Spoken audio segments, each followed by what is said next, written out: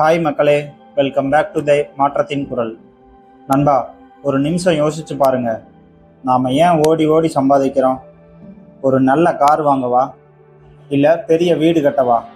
உண்மையிலேயே நாம் தேடுறது சுதந்திரத்தை தானா? ஆனால் சோகம் என்னன்னா, அந்த சுதந்திரத்தை வாங்குறதுக்காகவே நாம் நம்ம நிம்மதியை அடமானம் வைக்கிறோம். நாம் எல்லாரும் எக்ஸல் சீட்டில் கணக்கு போட்டு காசு சேர்க்கலாம்னு நினைக்கிறோம். ஆனால் நிஜ வாழ்க்கை எக்ஸல் ஷீட் படி நடக்கிறது கிடையாது.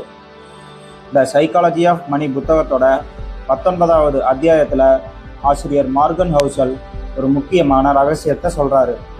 பணம்ங்கிறது ஒரு கணிதம் இல்லை, அது ஒரு உணர்ச்சி. இன்னைக்கு வீடியோவில் கிளரன்ஸ் எக்கஸ் மற்றும் டாக்டர் கட்ஸ் கதையோடு சேர்த்து நிறைய விஷயங்களை பார்க்க போகிறோம். அதுக்கு முன்னாடி நம்ம சேனலை யாராவது சப்ஸ்கிரைப் பண்ணாமல் பார்த்துக்கிட்டு இருந்தீங்கன்னா மறக்காமல் சப்ஸ்கிரைப் பண்ணிக்கோங்க. அப்படியே பக்கத்தில் இருக்க பெல் பட்டனையும் மறக்காமல் கிளிக் பண்ணிக்கோங்க. அப்போ தான் நான் போடுற எஃபர்ட் உங்களை வந்து சேரும். சரி மக்களே, வாங்க வீடியோக்குள்ளே போவோம். நீங்கள் கோடீஸ்வரனாக கடைபிடிக்க வேண்டிய 10 கட்டளைகளை பற்றி விரிவாக பார்க்க போகிறோம். வீடியோவை ஸ்கிப் பண்ணாமல் கடைசி வரைக்கும் பாருங்கள். ஏன்னா கடைசி பாயிண்ட் தான் உங்கள் வாழ்க்கையோட மொத்த பார்வையையும் மாற்ற போகுது. சரி, இப்போ கதைக்கு வருவோம். ஆசிரியர் 2 விதமான மனிதர்களை நமக்கு அறிமுகப்படுத்துகிறாரு. முதல்ல கிளரன்ஸ் எக்கஸ். இவர் ஒரு மரம் வெட்டும் தொழிலாளி. இவருக்கு பங்குச்சந்தை பற்றி பெருசாக எதுவும் தெரியாது, பெரிய டெக்னிக்கல் அனாலிசிஸ்லாம் தெரியாது. ஆனால் இவர்கிட்ட இருந்த ஒரு குணம் என்ன தெரியுமா? கன்சிஸ்டன்சி. ஒரு 50 வருஷம் விடாமல் தனக்கு கிடைச்ச வருமானத்தில் கொஞ்சத்தை முதலீடு செஞ்சுட்டே இருந்தார். அவர் இறக்கும்போது அவர் சேர்த்து வச்சிருந்த சொத்து எவ்வளோ தெரியுமா? சுமார் $8 மில்லியன். ஒரு சாதாரண மரம் வெட்டுறவர் எப்படி இவ்வளவு சம்பாதிச்சாரு? கேட்கவே ரொம்ப ஆச்சரியமாக இருக்கா? அதுக்கு காரணம் அவரோட நடத்தை, அதாவது பிஹேவியர். அடுத்து டாக்டர் ஜே கட்ஸ். இவர் அப்படியே அவருக்கு ஆப்போசிட். மிகப்பெரிய படிப்பு, சமூகத்தில் பெரிய அந்தஸ்து. ஆனால் இவர்கிட்ட ஒரு பலவீனம் இருந்துச்சு. சந்தை வேகமாக மேலே போகும்போது ஐயோ லாபத்தை மிஸ் பண்ணிடுவோமோ அப்படின்னு பயந்து உச்சக்கட்டத்தில் முதலீடு செய்வார். சந்தை லேசாக இறங்குச்சுன்னா பயந்து போய் எல்லாத்தையும் நஷ்டத்தில் விற்றுடுவார். இங்கே கிளரன்ஸ் ஜெயிச்சதுக்கு காரணம் அவரோட அறிவு இல்லை, அவரோட பொறுமை. டாக்டர் கட்ஸ் தோற்றதுக்கு காரணம் அவரோட முட்டாள்தனம் இல்லை, அவரோட பயம்.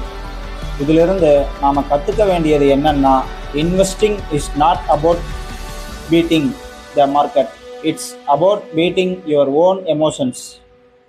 இப்போது இந்த அத்தியாயத்தில் ஆசிரியர் சொல்கிற அந்த முக்கியமான 10 விஷயங்களை 1 by 1 பார்ப்போம்.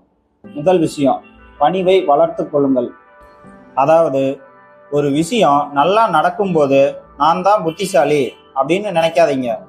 அதில் அதிர்ஷ்டத்துக்கும் பங்குண்டு.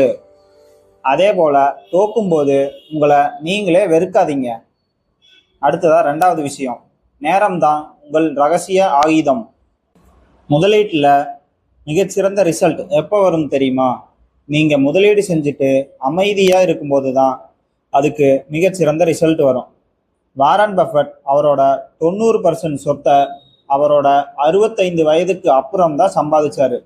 அதுக்கு காரணம் காம்பவுண்டிங். 3வது விஷயம், தோல்விக்கு இடம் கொடுங்கள். உங்கள் எல்லா கணக்குகளும் சரியாக இருக்கணும்னு நம்பாதீங்க.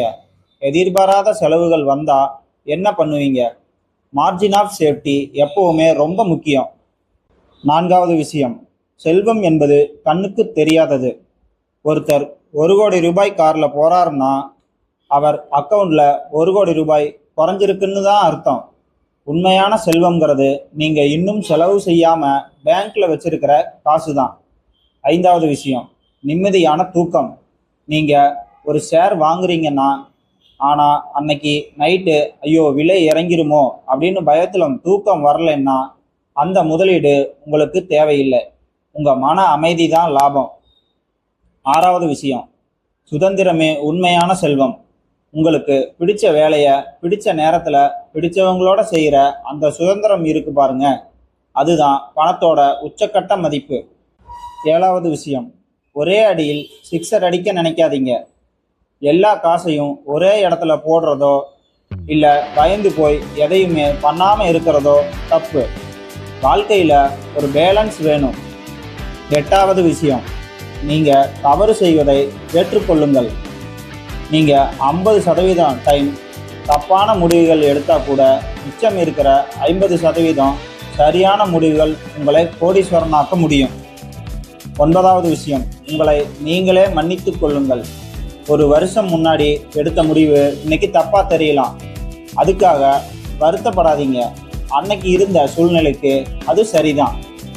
அடுத்து 10வது விஷயம், உங்களுக்கான விளையாட்டை விளையாடுங்கள். பக்கத்து வீட்டுக்காரர் கிரிப்டோவில் சம்பாதிச்சாரு அப்படின்னு நீங்களும் அதில் குதிக்காதீங்க. அவரோட ரிஸ்க் வேற, உங்களோட ரிஸ்க் வேற.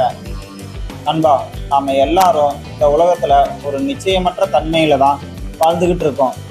எப்போ என்ன நடக்கும்னு யாருக்கும் தெரியாது. ஆனால் ஒன்று மட்டும் நிச்சயம், யாரெல்லாம் பணத்தை ஒரு கருவியாக பார்க்குறாங்களோ அவங்க ஜெயிக்கிறாங்க. யாரெல்லாம் பணத்தை ஒரு கௌரவமாக பார்க்குறாங்களோ அவங்க பணத்துக்கு அடிமையாகிறாங்க. ஆசிரியர் மார்கன் ஹவுசல் ஒரு இடத்துல சொல்கிறாரு, பணம் சம்பாதிக்கிறதை விட அதை தக்க வைக்கிறதுக்கு ஒரு தனி கலை வேணும். அந்த கலைக்கு பேர் தான் மன அடக்கம். ஆசை வரும்போது அடக்கணும், பயம் வரும்போது நிதானமாக இருக்க கற்றுக்கணும். இந்த த சைக்காலஜி ஆஃப் மணி புத்தகம் நமக்கு சொல்லித்தர்ற பாடம் ஒன்றே ஒன்று தான், பி ரெஸ்பான்சிபிள் நாட் ரேஷ்னல். அதாவது ரொம்ப லாஜிக்காக யோசிக்காமல் உங்கள் வாழ்க்கைக்கு எது செட் ஆகுமோ அதை செய்யுங்க. கிளரன்ஸ் ஹெக்கஸ் மாதிரி பொறுமையாக இருக்க, டாக்டர் கட்ஸ் மாதிரி உணர்ச்சி வசப்படாதீங்க. இன்னைக்கு நீங்கள் சேமிக்கிற ஒவ்வொரு ரூபாயும் நாளைக்கு நீங்கள் வாங்க போகிற சுதந்திரம். இந்த வீடியோ உங்கள் பண பிரச்சனைகளுக்கு ஒரு தீர்வாக இருக்கும்னு நான் நம்புகிறேன். இந்த 10 விதிகளில் உங்களுக்கு பிடிச்ச விதி எதுன்னு கமெண்ட்டில் சொல்லுங்கள். மறக்காமல் நம்ம சேனலுக்கு சப்ஸ்கிரைப் பண்ணுங்கள். உங்கள் நண்பர்களுக்கும் இந்த வீடியோவை ஷேர் பண்ணுங்கள். அவங்களும் பணக்காரராகட்டும். பணம் முக்கியம்தான், ஆனால் அதை விட மன அமைதி ரொம்ப முக்கியம் நண்பா. அடுத்த வீடியோவில் சந்திப்போம். நன்றி.